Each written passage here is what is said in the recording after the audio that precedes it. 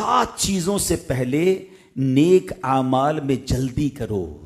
تم کس انتظار میں ہو؟ اب وہ 7 چیزیں کون سی ہیں؟ غور سے سنیے. آقا فرما رہے ہیں، فرمایا بھلا دینے والی محتاجی آ جائے، یا سرکش بنا دینے والی مالداری آ جائے، یا تمہیں کوئی مرض لاحق ہو جائے، یا عقل زائل کرنے والا بڑھاپا آ جائے، یا اچانک موت آئے، یا دجال ظاہر ہو جائے، یا قیامت قائم ہو جائے. اور قیامت سخت مصیبتوں والی بہت کڑوی ہے. ترمذی شریف کی میں نے آپ کو حدیث سنائی ہے. کیا کمال کی باتیں. یہ 7 چیزیں کیسی ہیں؟ غور کریں. آدمی کیا کرتا ہے؟ کل کر لوں گا، تھوڑے دنوں بعد کر لوں گا.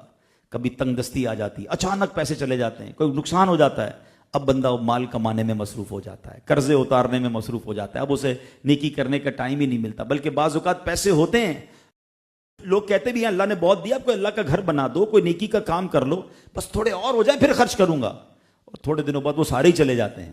بندہ کہتا ہے یار جب ہاتھ میں پیسے تھے اس وقت اللہ کی راہ میں خرچ کر دیتا، میرے اگلے ہی اکاؤنٹ میں جمع ہوتے ہیں نا.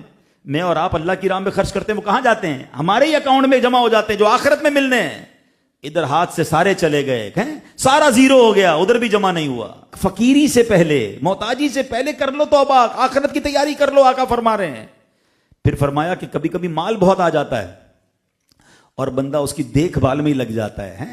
مال بھی بعض لوگوں کے لیے آزمائش بن جاتا ہے. غریب تھے تو ٹھیک تھے، پیسے والے ہوئے تو ٹینشنیں آ گئی، اغوا کرنے کا ڈر ہے، مال کوئی دبا کے بیٹھا ہے، اس کی ٹینشن میں بیمار ہو گئے. تو بعض لوگوں کے لیے ایسی مالداری جو سرکش بنا دے، اللہ اس سے بھی ہمیں محفوظ فرمائے. پھر فرمایا تمہیں کوئی مرض لاحق ہو جائے، بندہ بالکل صحت مند ہوتا ہے، نیکیاں نہیں کرتا، گناہ کیے جا رہا ہے، اور پھر ایسا لاغر ہو جاتا ہے کہ پھر کھڑے ہو کے نماز بھی نہیں پڑھ سکتا. ایسی بیماری آ جاتی ہے کہ پھر تلاوت بھی نہیں کر سکتا. پھر سوچتا ہے کاش وہ جب صحت تھی تو اس میں عبادت کرتا نا. ہم غور نہیں کرتے. پھر فرمایا کہ اب سجدہ کرنے کی بھی طاقت نہیں، اور کچھ کہتے ہیں کل کروں گا، اور اچانک موت آ جاتی ہے. تو خدا را یہ باتیں یاد رکھنے والی ہیں کہ توبہ میں جلدی کرنا ہے. اللہ نے زندگی دی ہے، زندگی سے فائدہ اٹھائیں. صحت دی ہے، صحت سے فائدہ اٹھائیں. اللہ نے مالداری دی ہے، مالداری سے فائدہ اٹھائیں. اللہ نے اگر جوانی دی ہے تو اس سے فائدہ اٹھائیں. آزاد سلامت ہے نا. اب پوچھیں کئی ایسے بزرگ ہیں، ابھی رمضان آئے گا، ہم نے ایسے لوگ دیکھے رو رہے ہوتے ہیں کہ آج ہمت ہوتی ہم بھی روزے رکھتے، ہم بھی کھڑے ہو کے تراویح پڑھتے ہیں، کیونکہ وہ عبادت گزار تھے، ان کو عبادت یاد آ رہی ہے. اور آج میرے آپ کے پیر سلامت ہیں، پھر بھی کئی لوگ ہیں جو نمازیں نہیں پڑھ رہے، صحت ہے پھر بھی روزے نہیں رکھتے.